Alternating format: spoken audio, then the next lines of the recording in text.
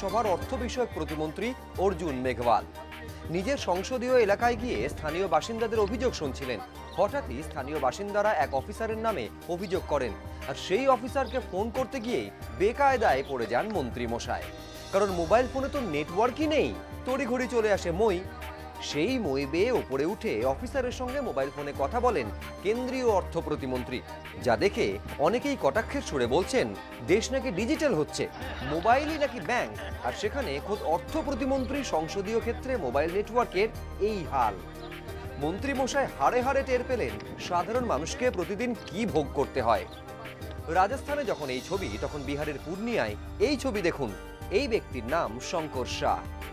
তার স্ত্রীর মৃত্যু হয় সরকারি হাসপাতালে, কিন্তু গরিব শঙ্করের কাছে দেহ নিয়ে যাওয়ার জন্য অ্যাম্বুলেন্সের টাকা ছিল না। সরকারি হাসপাতালে চেয়ে চিনতেও কিছুই পাননি।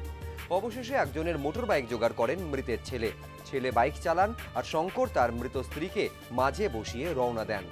এই নাকি ডিজিটাল ইন্ডিয়া, যেখানে এখনো দেহ নিয়ে যাওয়ার মতো ন্যূনতম সুবিধাটুকু পান না বহু দেশবাসী। এবিপি আনন্দ।